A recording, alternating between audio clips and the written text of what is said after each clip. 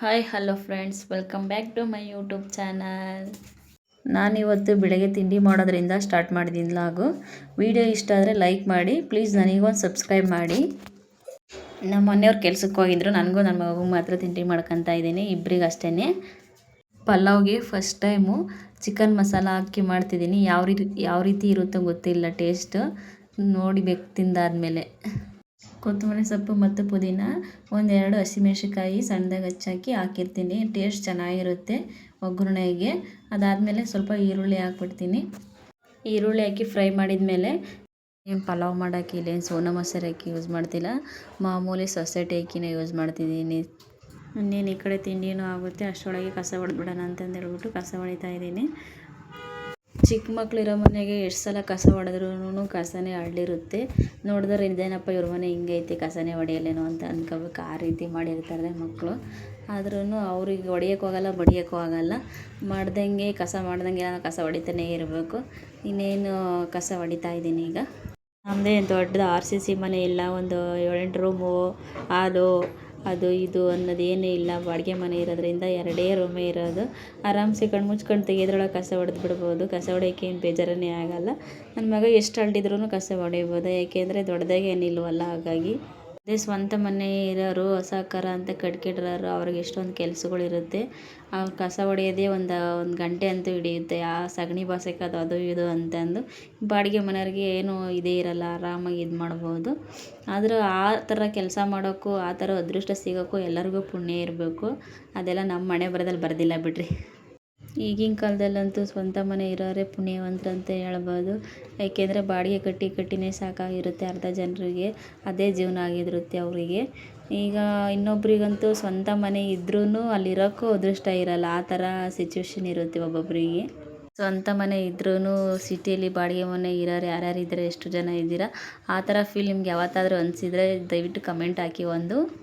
ಏಕೆಂದರೆ ಆ ಭಾವನೆ ಅನುಭವಿಸಿರೋರಿಗೆ ಮಾತ್ರ ಗೊತ್ತಿರುತ್ತೆ. ಒಳಗಳ್ದೆಲ್ಲ ಹೊಡೆದ್ಬಿಟ್ಟು ತುಂಬ್ಕೊಂಡು ಇನ್ನು ಹೊರಗಳ್ದು ಹೊಡೆಯೋಣಂತ ಬಂದೆ. ಹೊರಗಳ್ದು ಬೆಳಗ್ಗೆನೇ ಹೊಡೆದಿದ್ದೆ, ಆದ್ರೂ ಊರಿಗೆ ಹೋಗಿ ಬಂದಿದ್ನಲ್ಲ, ಹಾಗಾಗಿ ಇಲ್ಲಿ ನಮ್ಮ ಪಕ್ಕದ ಮನೆಗೆ ಬ್ಯಾಚುಲರ್ಸ್ ಹುಡುಗರು ಇದ್ದಾರೆ, ಅವರಂತೂ ಕಸನೇ ಹೊಡ್ಕೊಳಲ್ಲ. ಊರಿಗೆ ಹೋಗಿ ಬಂದ್ರಂತೂ ಸಖತ್ತು ಧೂಳು ಕಸ ಎಲ್ಲ ಇರುತ್ತೆ. ಹಾಗಾಗಿ ಹೊರಗಳ್ದನ್ನು ಸೇರಿಸಿ ಹೊಡಿತಾ ಇದ್ದೀನಿ ಒಂದೇ ಸಲ.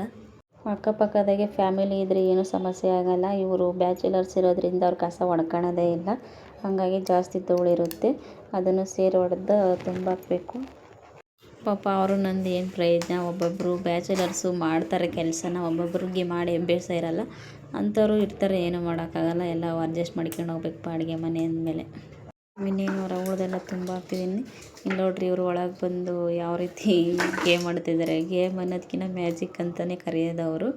ಕಾಲು ಎತ್ಬಿಟ್ಟು ತಲೆ ನೆಲಕ್ಕೆ ಮಾಡೋಂಗೆ ಇದು ಮಾಡ್ತಿದ್ದಾರೆ. ನಮ್ಮ ಅಡುಗೆ ಮನೆ ತೋರಿಸ್ತೀನಿ ನೋಡಿ ಯಾವ ರೀತಿ ಐತೆ ಅಂತ. ನಾನೇನು ಜಾಸ್ತಿ ಐಟಮ್ ಏನು ಇಟ್ಕೊಂಡಿಲ್ಲ, ಯಾಕೆಂದರೆ ಯೂಸ್ ಮಾಡಲ್ಲ ಅಷ್ಟೊಂದ್ರಾಗೇನು.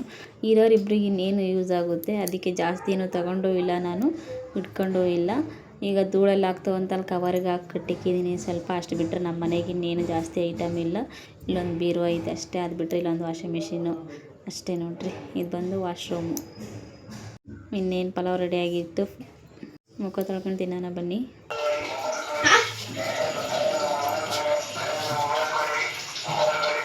ನಿಂತಾಗ ಕೋಲ್ ಗಂಟಲ್ಲ ಬಾ, ಆಯ್ತು ಬಾ. 2 ಸಲ ಸೋಪ್ ಹಾಕಿ ಮುಖ ತೊಳ್ಕೊ ಬಂದ್ರೆ ಮುಖ ಏನು ಬೆಳಗಾಗಲ್ಲ, ಯಾಕೆಂದರೆ ಇರೋ ಬಣ್ಣ ಎಲ್ಲೂ ಹೋಗಲ್ಲ, ಅಲ್ಲೇ ಇರುತ್ತೆ. ನೀನು ಎಷ್ಟು ಸಲ ಸೋಪ್ ಹಾಕಿ ಉಜ್ಜಿದ್ರೂ ಬೆಳಗಾಗಲ್ಲ ಅಷ್ಟೇ. ಈಗ ರಾಗಿ ಮುದ್ದೆನ ಯಾವ ರೀತಿ ಬಡವರ ಬಾದಾಮಿ ಅಂತ ಹೇಳ್ಬೋದು, ಅದೇ ರೀತಿನ ನಾವು ಈ ಬಡವರ ಕ್ರೀಮ್ ಅಂತಲೇ ಹೇಳ್ಬೋದು. ನಮ್ಮ ಫೇರ್ ಬಿಟ್ಟರೆ 10 ರೂಪಾಯಿದು. ಈ ಕ್ರೀಮ್ ಬಿಟ್ಟರೆ ಯಾವ ಕ್ರೀಮು ಯೂಸ್ ಮಾಡಲ್ಲ ನಾನು. ಅದಕ್ಕೆ ನಮ್ಮ ಮುಖದಲ್ಲಿ ಯಾವ ಪಿಂಪಲ್ಸು ಏನೂ ಕಾಣಲ್ಲ ನೋಡ್ರಿ. ಒಬ್ಬೊಬ್ರದ್ದು ಏನೇ ಯಾವ ಕ್ರೀಮ್ ಈ ಕ್ರೀಮ್ ಹಾಕ್ಬಿಟ್ಟು ಮುಖ ಎಲ್ಲ ಒಂಥರ ಜೋತ್ ಬಿದ್ದಿರೋ ಥರ ಕಾಣಿಸುತ್ತೆ. ಈ ಕ್ರೀಮ್ಗಳೆಲ್ಲ ಸುಮ್ಮನೆ ಟೆಂಪ್ರವರಿ ಅಷ್ಟೇ, ಏನಿದ್ರು ನ್ಯಾಚುರಲ್ ಫೇಸ್ ಅಷ್ಟೇ. ಆ ಕ್ರೀಮ್ ಹಾಕಿದ್ರೆ ಇದಾಗುತ್ತೆ, ಈ ಕ್ರೀಮ್ ಹಾಕಿದರೆ ಇದಾಗುತ್ತೆ ಅಂತ ಅಂತಾರೆ. ಯಾವುದೂ ಏನೂ ಆಗಲ್ಲ, ಅವ್ರಿಗೆ ಇರೋ ಬಣ್ಣ ಎಲ್ಲೂ ಹೋಗಲ್ಲ. ಬೆಳಗಿರೋರು ಬೆಳಗ್ಗೆ, ಕರಗಿರೋರು ಅಷ್ಟೇ. ಆದರೂ ಸ್ವಲ್ಪ ಕ್ರೀಮ್ ಹಾಕಿದ್ದರಿಂದ ಮುಖ ಒಂದು ಸ್ವಲ್ಪ ಬೆಳ್ಳಗೆ ಕಾಣಿಸುತ್ತಲ್ವ, ಎಂಥ ಬೆಳ್ಳಗೂ ಕಾಣಲ್ಲ, ಅದೇ ಬಣ್ಣನೇ. ಅದಾದಮೇಲೆ ನಮ್ಮ ಬಡವರ ಬೊಟ್ಟು ಅಂತಲೇ ಹೇಳ್ಬೋದು ಇದನ್ನು. ಒಂದು ಐಲೈನರ್ ಇಕ್ಕೊಂತಿದ್ದೀನಿ. ಅದಾದಮೇಲೆ ಸ್ವಲ್ಪ ಸಣ್ಣದಾಗಿ ಕುಂಕುಮ ಇಕ್ಕೊಂತೀನಿ. ಕುಂಕುಮ ಇಕ್ಕೋದ್ರಿಂದ ಮುಖ ಲಕ್ಷಣ ಚೆನ್ನಾಗಿ ಕಾಣಿಸುತ್ತೆ.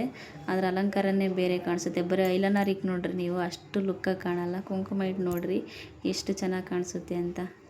ಮುಖ ತೊಳೆದಿದ್ದು ಆಯಿತು, ಬಟ್ಟೆ ಇಕ್ಕಿದ್ದಾಯಿತು, ಕುಂಕುಮ ಇಕ್ಕಿದ್ದು ಆಯಿತು. ಆದರೆ ಇನ್ನು ಹೊಟ್ಟೆಗೆ ಏನಾದರೂ ಒಂದು ಸ್ವಲ್ಪ ಪಲಾವ್ ಎಲ್ಲ ಸೇರ್ಸೋಣ ಬರ್ರಿ. ಪಲಾವ್ ತಿನ್ನೋಕ್ಕೆ ನನ್ನ ಮಗ ನಾನು ವೇಟಿಂಗ್ ಲಿಸ್ಟಲ್ಲಿ ಇದ್ದೀವಿ. ನಮ್ಮಿಬ್ಬರ ಜೊತೆಗೆ ನನ್ನ ಮಗನ ಫ್ರೆಂಡನ್ನು ಕೂತಿದ್ದಾಳೆ. ಮೂವರು ಸೇರಿ ಬೆಳಗಿನ ತಿಂಡಿ ಮಾಡ್ತಿದ್ದೀವಿ.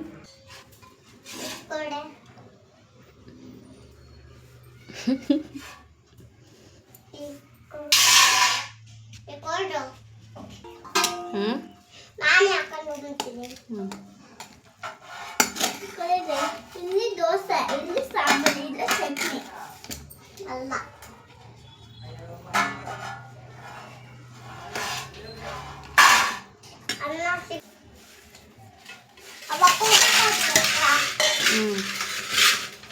ಅಷ್ಟು ನೀವೇ ತಿಮ್ಮಂಗಿಲ್ಲ, ನನಗೆ ಕೊಡಬೇಕು.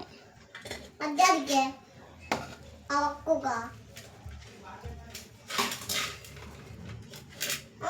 ಸಾಕು. ಬೇಗ ತಿನ್ಬೇಕು, ಎಲ್ಲ ಹೋಗೋಕ್ಕಾಯ್ತಾ? ನೋಡಿ ನೀವು ಗೊತ್ತಾ?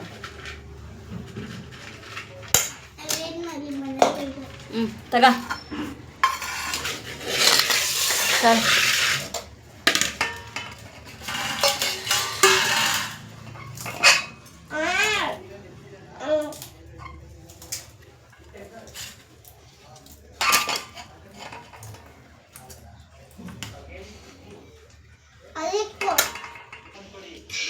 ಹೆಂಗೈತೆ ಪಲಾವ್? ಹೆಂಗೈತೆ ಧಾರ್ಮಿತ?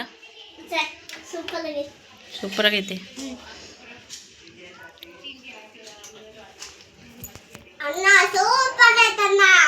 ಸೂಪರ್ ಆಗೈತೆ. ಇನ್ನೇನು ತಿಂಡಿ ತಿಂದಿದ್ದು ಆಯಿತು. ಊರಿಗೆ ಹೋಗಿ ಬಂದಿರೋ ಬಟ್ಟೆ ಎಲ್ಲ ಹಂಗೆ ವಾಪಸ್ ತಗೊಬಂದಿದ್ದೆ. ಮತ್ತು ಇಲ್ಲೇ ಒಂದೆರಡು ಜೊತೆ ಇದ್ದು ಹಂಗಾಗಿ ಬಟ್ಟೆ ತೊಳೆಯೋಣ ಅಂತಂದೇಳಿ ಬಟ್ಟೆ ತೊಳಿತಾ ಇದ್ದೀನಿ. ಈಗ ಬಾಡಿಗೆ ಮನೆ ಇರೋರಿಗೆ ಈ ವಾಷಿಂಗ್ ಮಿಷಿನ್ ಬೆಸ್ಟ್ ಅಂತ ಹೇಳ್ಬೋದು. ಏಕೆಂದರೆ ಎಲ್ಲ ಜಾಗ ಇರೋಲ್ಲ, ಹಂಗಾಗಿ ಇದು ಬೆಸ್ಟ್ ಕೇಳ್ಕೊಂಡು ಯಾವ ಕೆಲಸನಾದರೂ ಮಾಡ್ಬೋದಲ್ವ. ನೀನು ಬಟ್ಟೆ ಜಾಲಿಸಿದ್ದಾದಮೇಲೆ ಒಣಾಗ್ತಾಯಿದ್ದೀನಿ. ನೋಡ್ಬೋದು ನೀವು ಯಾವ ರೀತಿ ಕೊಳೆ ಹೋಗಿದೆ ಅಂತ. ಸಖತ್ತಾಗಿ ಯೂಸ್ ಆಗುತ್ತೆ ಈ ವಾಷಿಂಗ್ ಮಿಷಿನ್ನು. ಒಂದು ಸತಿಗೆ ನೀವು 7 ಜೊತೆ ಬಟ್ಟೆನಾದರೂ ಹಾಕ್ಬೋದು, ಸಖತ್ತಾಗಿ ಕೊಳೆ ಹೋಗುತ್ತೆ. ಬಾಡಿಗೆ ಮನೆಗೆ ಬೆಸ್ಟ್ ವಾಷಿಂಗ್ ಮಿಷಿನ್ ಅಂತಲೇ ಹೇಳ್ಬೋದು. Hot star company.